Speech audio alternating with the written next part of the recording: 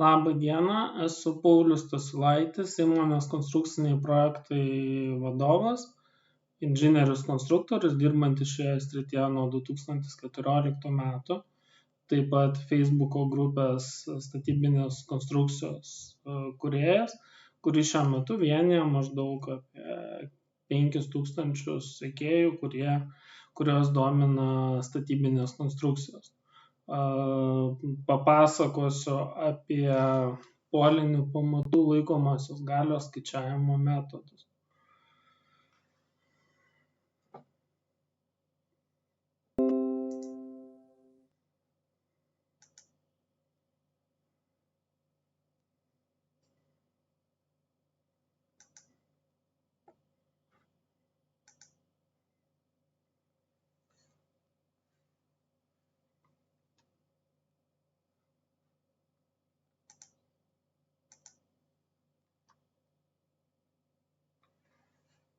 Ar matote mano skaidres?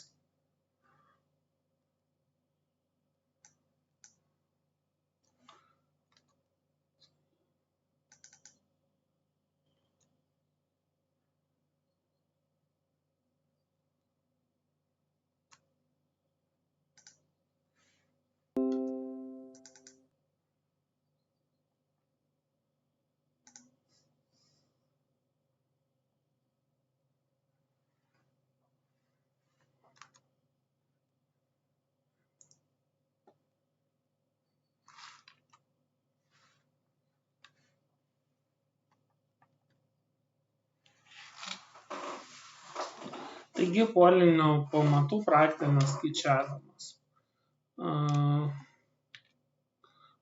Jeigu panagrinėti lietuvių literatūrą, kuri susijusi su pamatų skaičiavimu, tai mes galime rasti Šimkaus knygą Pamatai ir pagrindai. Vėliau apie 2006 metus buvo parašyta Černiaus knyga Pamatų projektavimas pagal Eurokodą 7.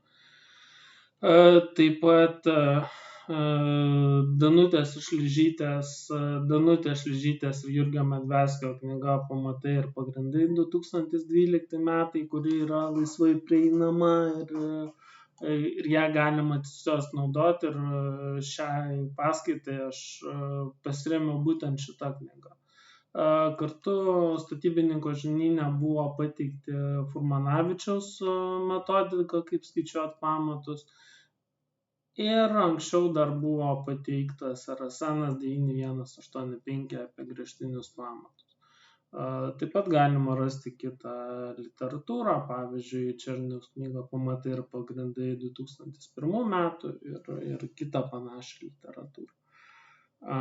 Užsienio kalba yra labai puikiai leidykla Thomas Telford ir jie yra parašę Designer Guides to Eurocodes, ir tarp jų yra Eurokodo 7 knygutė. Kas paminėta, tai kad originalo anglų kalba ta knygutė kainuoja apie 130 €, o rusų kalba iš Books.ru galima nusipirkti maždaug už 15 €. Vertimas gavosi maždaug 10 kartų pigesnis. Jeigu nagrinėti teisinius dokumentus, tai mes turime projektuodami pamatais remtis Eurokodu 7, kurį galima rasti LSD puslapyje, ir kartu norėčiau paminėti, kad standartus galima nuomotis, viena darbo vieta kainuoja 40 €, tokiu būdu galima skaityti visus Eurokodus bei kitą literatūrą, kuri susijusi su statybinėmis konstrukcijomis. Kartu mes turim STR geotechninį projektavimą, taip pat inžinerinį, geologinių ir geotechninių tyrimų STR, kur parašyta, kokie turi būti pateikti tyrimai, kad projektuot pamatus. Ir aišku, standartai grunto atpažinimo. Juos irgi galima rasti standartizacijos departamente. Man labai patiko aprašymas RSN, kada galima naudoti polinius pamatus. Tai gręžtinių pamatų racionalu rinkti tvirtesniuose moliuose bei mažai drėgnuose vidutinio tankumo ir tankiuose smėliniuose gruntuose. Prie tvirtesnių molinių gruntų priskiriami moreniniai priemoliai bei priesmeriai, limoglavaciniai moliai, kurių kūginis stiprumas KC zondoniškas didesnis arba lygus 1 megapaskaliui, kai pamato gylis iki 2,5 metro ir 1,5 megapaskalio, kai pamato gylis didesnis kaip 2,5 metro. Prie tinkamų gręžtiniam pamatams surengti gruntų priskiriami visi nevandeningi smėliniai gruntai, jei jų kūginis stipris daugiau negu 3 megapaskaliai, tokie pamatai rengiami ir vandeningose smėliuose, galima pažeminti požeminio vandens lygį žemiau gręžtinio dugno. Nerekomenduojama gręžtinius pamatus rengti supiltame grunte, kuriame yra gausu statybos atliekų. Taip pat vandeningose dulkingose limoglacinėse priesmėliuose ir priemoliuose. Gręžtinius pamatus tikslingiausia naudoti karkasiniam pastatam, jos galima naudoti ir kitokios konstrukcijos pastatams, jei tai pagrįsta techniniais ir ekonominiais skaičiavimais. Šiuo metu iš esmės 90% statybos vyksta su poliniais pamatais ir turbūt reikėtų sakyti, kad didžiai dalį Lietuvoje projektuojamų pamatų yra tinkami poliniai pamatai. Dabar jeigu kalbėt konkrečiai apie statybos normas, tai yra nurodyta, kokiem būtent pamatams tinkamos šios normos. Tai yra, kada betonuojami didelio skersmens 0,42 metrai bei negiliuose 3,5 pamato skersmenų. Tai tas ir pasako Arseno apibrėžimą, kada šis pamato tipas yra tinkamas. Jeigu kalbėti apie programinį įrangą, ką mes galim naudoti kaip konstruktoriai projektuoti pamatus, tai gali būti universalūs Excelio padaryti šablonai, arba kaip matematinis operatorius man patinka SMACas, kuris yra nemokamas, todėl galima bet kurioje įmonėje naudoti, ir gali būti pamatams skirta programinė įranga, kaip tarkim Runeto CodeExpress yra programa, arba šiuo metu gana dažnai naudojama GEO5 ir GGU. Ir kartu apkrovų surinkimo ir nustatymo, kiek apkrautas polis, tai FEM programų paketai. Mano įmonė naudoja Bullsoft Daemon, bet tai yra tiesiog viena iš programinės įrangos. Dabar yra dalis paskaitų, kurias yra skaitęs Jurgis Mezveckas, kuris kartu yra ir šiandien skaitė pirmąją paskaitą. Jisai rengia atskirą VGTU kursą 8 valandų, pasakoja apie visus pamatus. Puikiai paskaita yra geoprojektanos vadovo Lauro Ruzgio. Taip pat laiks nuo laiko statybinėse konstrukcijos grupėje mes rengiame diskusijas, kurių metu viena diskusija buvo birželio mėnesį apie pamatų projektavimą. Tai pasisakė dalis konstruktorių ir paminėjau, kas jiems yra aktualu. Iš esmės, tam, kad suprojektuot polinį pamatą, užtenka naudotis Danutės Liužytės ir Jurgio Mezvecko knyga Pamatai ir pagrindai. Ši knyga yra nemokamai prieinama, nes matomai buvo darytas fondas ir tuo metu, kada aš norėjau įsigyti popierinę knygą, netgi leidykla buvo pasakiusi, kad jie neturi jos popierinės, galima atsisiųsti internetu. Kada paprašiau, kad norėčiau, kad man būtent atspausdintų popierinę, tai buvo atspausdinta maždaug jų apie 20 egzempliorių. Taigi, pati pradžia prasideda bet kurio konstrukcijų skaičiavimo, tai yra įražų gavimas ir po to patikrinamas, ar tos įražos laiko konstrukcijas. Tai ta seka būtų tokia, kad pirmiausia surenkam įražas, tada nustatom polio laikomosios galios, ar tas polis atlaiko gruntas, ir paskui yra nustatoma ar armavimas. Tai šiuo atveju polio armavimas skaičiuojamas kaip apvalios konstrukcijos, įtvirtintos šarnyriškai kolonos. Šone pateikiau tipinę skaičiuojamą schemą, o rostverkas yra skaičiuojamas kaip daugiatramė sija, kur iš esmės ties viduriu bus apkrauta QL kvadratu iš 16, o ties atrama bus apkrauta QL kvadratu iš 12, jeigu taip susivesti analitinės formulės.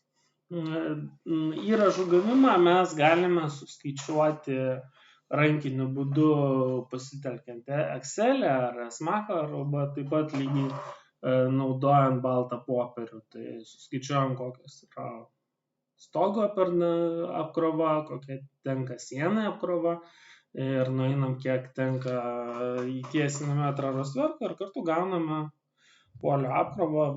Šio pavyzdžių paimtų aš gavau 73 kN, tai tradiciniam 1-2 aukštų namukui ta apkrova turėtų būti iki 100 kN, maždaug nuo 40 iki 100. Kitas būdas galima tai padaryti sprendžia 2D uždavinį, tai mes susivedam 2D pastato schemą ir gaunam, kaip yra apkrautas vienas ar kitas polis. Tai šiuo atveju pavyzdėje pateikiau nemokamą programą Strianai ir pastatą 3 metrų pločio, dėl to tos apkrovos gavosi gana mažytės. Ir aišku, tai galima padaryti jau modeliuojant pilną 3D pastatą ir gauti apkrovas, kai šiuo atveju gauta, kad kolonai gaunasi 220 kN. Kada nustatome įrašas, antras etapas yra nustatyti laikomąją galią, kiek tas polis gali laikyti. Ir šitoje vietoje yra keli būdai. Tai mes galim pasinaudoti Excel'u arba matematiniu operatoriu ir patys susirašyti formulės, galim pasinaudoti Runeto paprogramę, kurią kūriau su kolegomis, taip pat Geo5 ar kažkuria tai kita programa. Tai jeigu rankinis būdas, tai aš vėliau jį detaliau pateiksiu, nes čia išrašytos formulės, tai maždaug tokiu būdu yra sukuriami šablonai ir pasikeitus diametrą, ilgį mes galim gauti, ar tas polis laiko ar nelaiko. Ta patį galima padaryti naudojant Excel'o šablonus.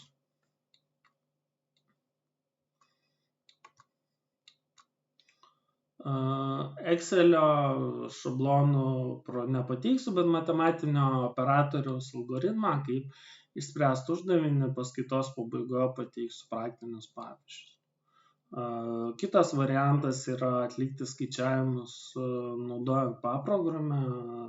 Runetui ruošiant programą aš dalyvavau ruošimo būdu ir čia suvedus kūkinio stiprio parametrus, polio diametrą gaunama, ar polis laiko ar nelaiko.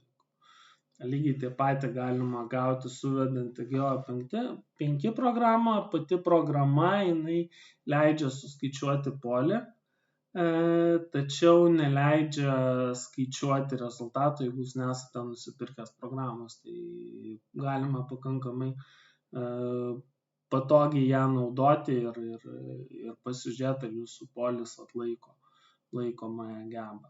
Ir esminis dalykas yra, kad pamatų skaičiavimui pilnai užtenka Danutės Šliužytės ir Jurgio Medvesko knygos Pamatai ir pagrindai. Tai šitoj knygoje iš esmės pateikiama yra visa metodika ir vienintelis dalykas, ko šitoj knygoje nėra, tai nėra padaryta pavyzdžių. Tai dėl šios priežasties ją pradžiai būna gana sunku naudoti. Ir kada mes kalbam apie gruntų identifikavimą, tai šioje knygoje yra pateikiama lentelė, kad smėliai yra silpni, maždaug mažesni negu 2,5 megapaskalių, o moliai, kurie yra sankabus, yra silpni maždaug 0,25 ir 2,5. Ir jeigu pažiūrėti vidutinio stiprumo, tai smėlio vidutinis stiprumas bus apie 5 megapaskalį, o molio bus 2, nes jame yra sankabumas ir dėl sankabumo šios gruntai laiko daugiau. Dabar Lietuvoje mes turime naudoti derinius, tai yra poveikių daliniai koeficientai yra žymimi A raide, grunto daliniai koeficientai yra M raide ir atsparumo daliniai koeficientai yra žymimi R raide. Tai mes taikome 2 derinius, tai A1, M1 ir 1 ir A2, M2 R1. Ir vat būtent 45 puslapį mes galime rasti šių dalinių koeficientų reikšmes, kokias naudoti gamą palankiam deriniui, nepalankiam medžiagom, kokį naudoti, atsparumam, kokie daliniai koeficientai. Ir kartu atsparumo daliniai koeficientai priklausomai nuo polio tipo, ar tai bus kaltiniai, ar tai grįžtiniai, ar tai bus nepertraukiamo grįžimo ar betonavimo poliai, yra priskiriami skirtingi daliniai koeficientai, kas randama knygos 46 puslapį. Dabar polio gylio parinkimas, jis yra aprašyta 112 puslapyje ir yra pateikta, kad po polio padu būtų ne mažiau kaip 5D polio diametro palikta ir kartu, kad įgilinimas būtų ne mažiau kaip 1 metras.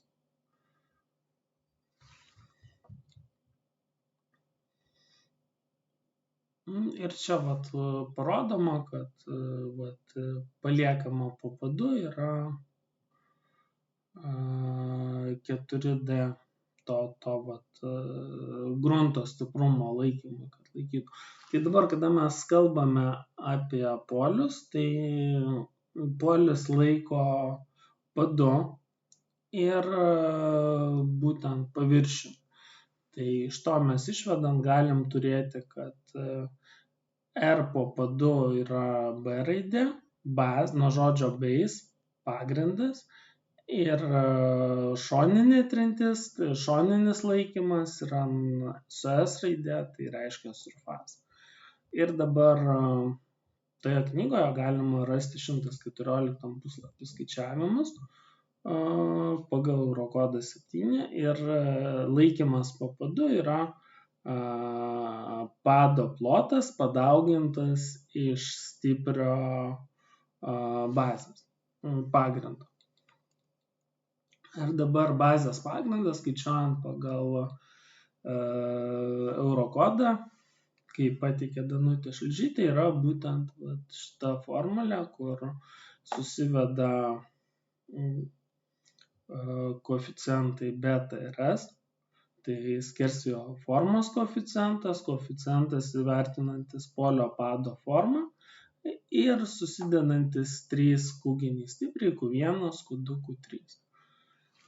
Taigi šitoje vietoje yra daugelis pradeda aiškinti apie Eurokodo taikymą, prieina pamatų skaičiavimą su integralais ir šitoje vietoje sustoja ir šių integralų nemoka paaiškinti. Bet iš esmės tai čia yra tik tai gudrus parašymas, kuris reiškia, kad Q1 tai yra sluoksnė, kurios storis yra nuo 0,8D iki 4D, randama mažiausia kūginių stiprių vidurkių reikšmė. Tokiu būdu vidurkis šitoje vietoje nuo 0,8 iki 4D yra priimamas Q1.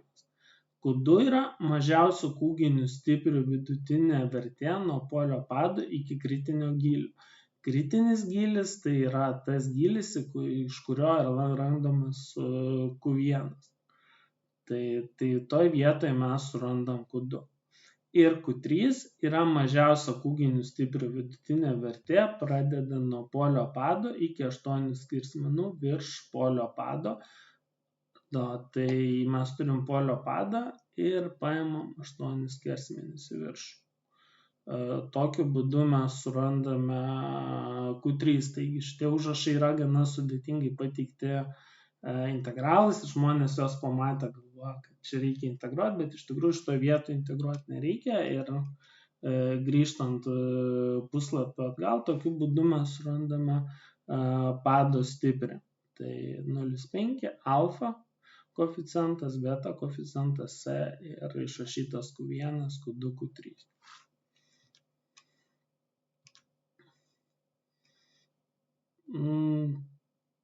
Taigi susiskaičiuojamas yra kūginis stipris ir kartu yra įvertinamas. Taip pat šitoje vietoje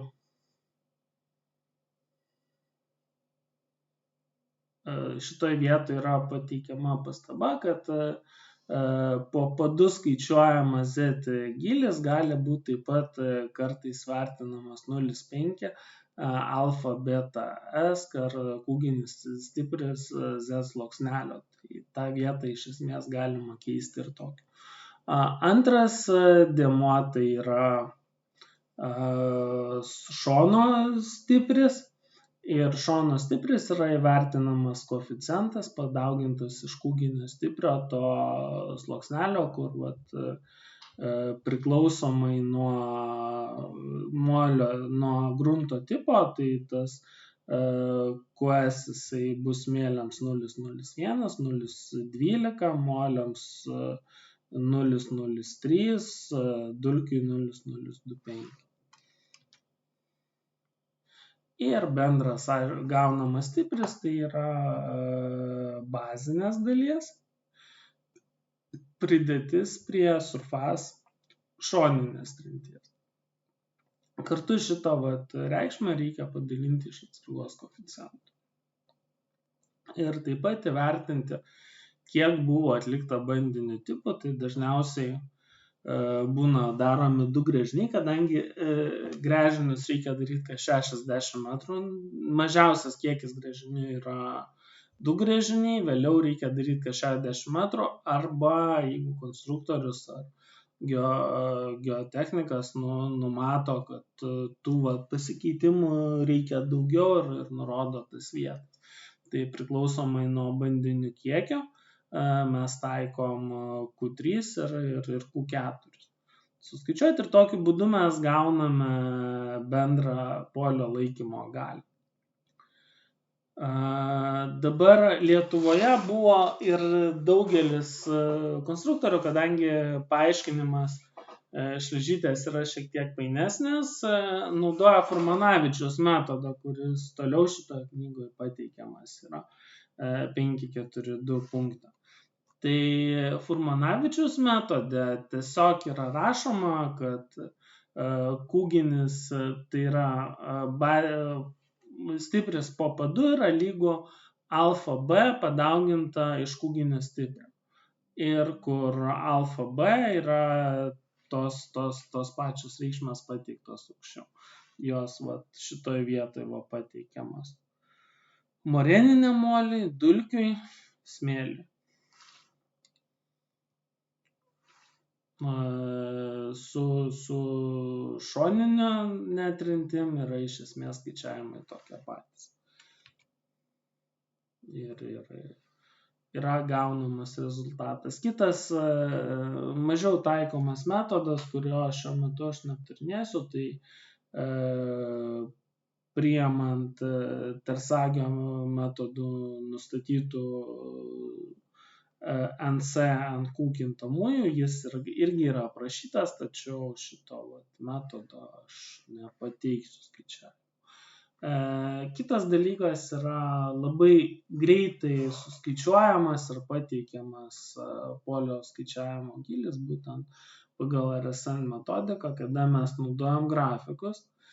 Tai iš grafiko mes pasirenkam laikomąją galę, ją padauginam iš ploto ir gauname laikymą po padu, o šoninę trinti mes gaunam būtent pasitelkdami šoninės stiprio vidutinę reikšmę.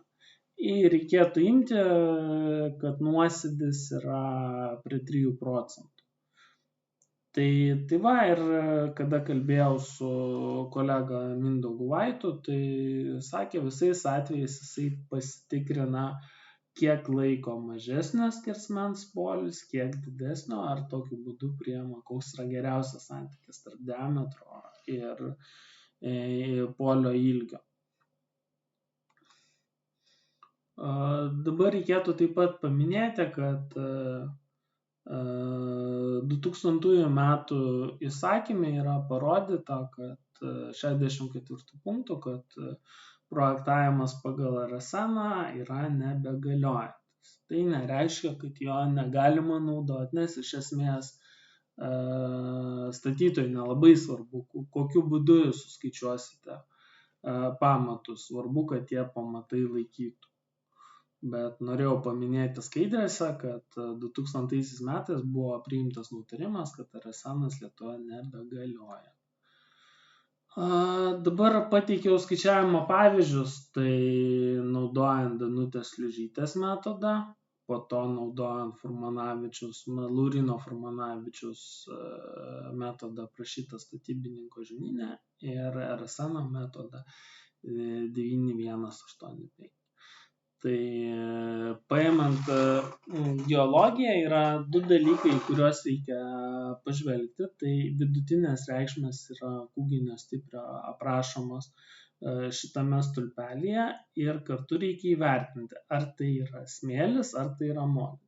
Šone yra pateikiami grafikas kūginio stiprumo ir šalia grafikas šoninės trinties. Kartais, kadangi tiek Furmanavičiaus, tiek Šliužytės metodai, jie iš kūginio stiprumo įsivertina šoninę trintį, yra pravartu pasižiūrėti, kokia yra realybė to šoninės trinties, nes tarkim šiuo atveju mes matome, kad maždaug iki 3 metrų to šoninės trinties apskritai neegzistuoja.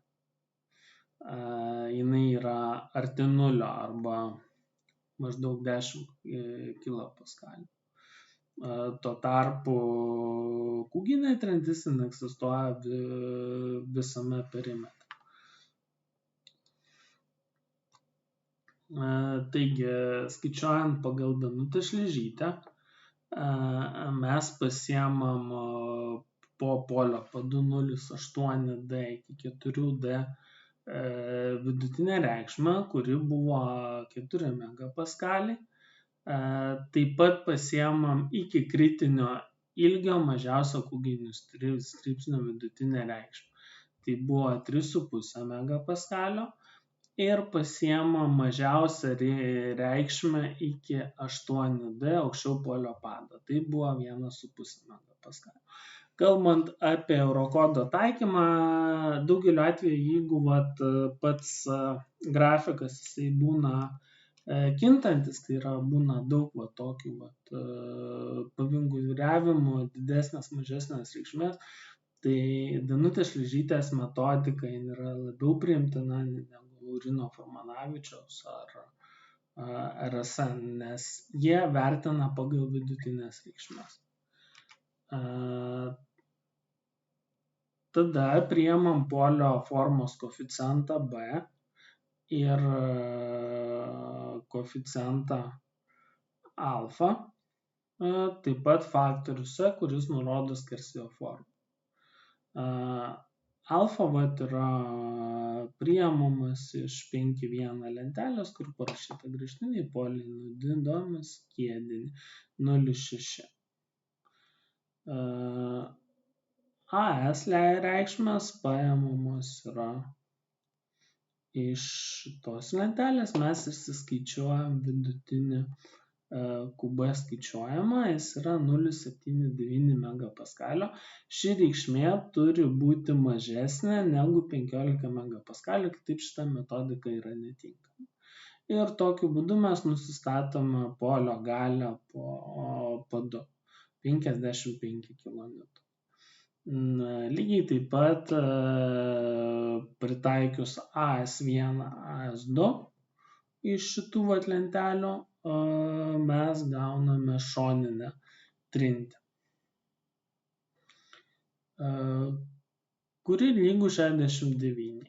Įvertinam charakteristinių verčių koreliacinius koeficientus, kiek buvo daryta bandymų. Aš priėmiau, kad buvo daryti 2 bandymai. Padalinam ir kartu įvertinam atsargos dalinius koeficientus ir gauname, kad vienas polis laiko 87 kN.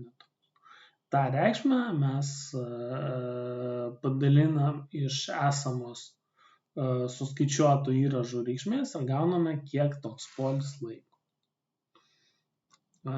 Dabar, jeigu skaičiuot pagal Furmanavičių, tai po P2 reikšmę mes randame tiesiog padauginę iš alfa SD.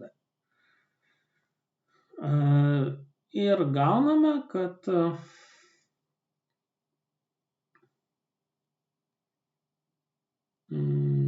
po P2 reikšmė yra 91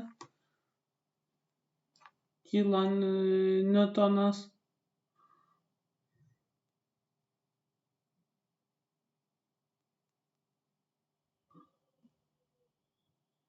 O šoninės trinties yra 1,75.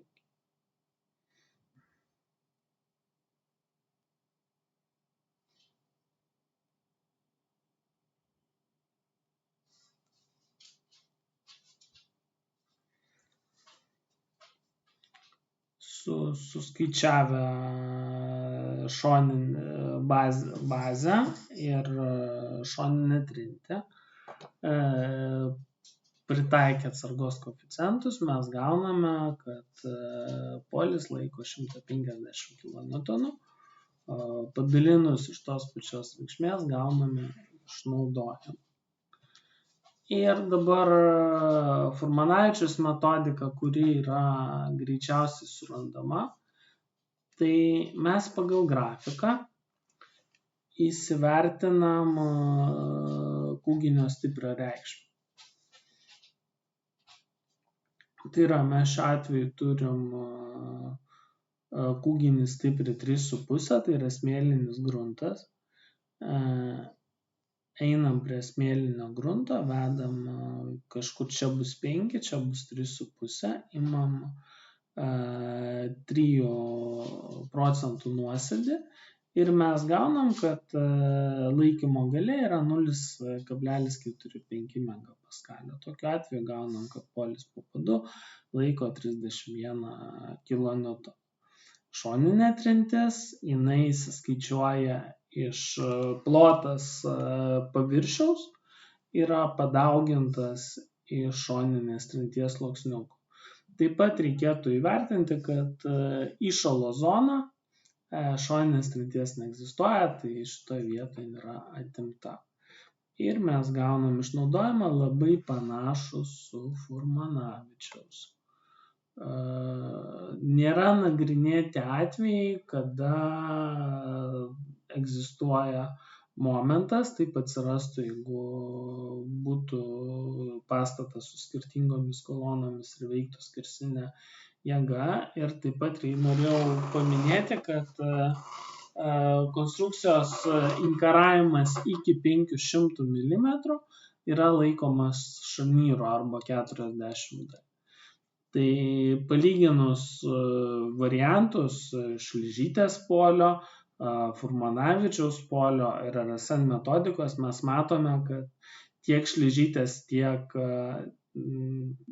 Furmanavičiaus, tiek respublikinių statybos normų rezultatai yra labai panašus. Tuo tarpu, skaičiuojant pagal Eurokodą Šlyžytės metodą, mes gauname mažesnį rezultatą. Tai tą reikėtų turėti omeny, kad jeigu skaičiuosit polius pagal Eurokodą, jūs gausite šiek tiek konservatyvesnę reikšmę.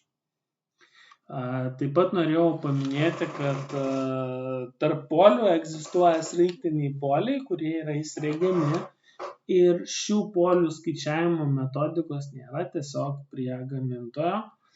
Tai ar Kriner gamintoją pasirinktumėt, ar BIPA, ar kažkokius kitokius, jūs matytumėt laikomą spaudimo apkrovą, kokią atlaiko, rovimo apkrovą ir kokia tenka šoninė. Šiuo atveju pasirinkau pavyzdį iš BIPos. Statybinių konstrukcijų forume aš pateikiau paklausimą, kokią metodiką naudoja kolegos polių skaičiavimui. Tai iš esmės tie žmonės, kurie iš tikrųjų skaičiuoja polius, pasirinko Furmanavičiaus arba Eurokodo metodiką.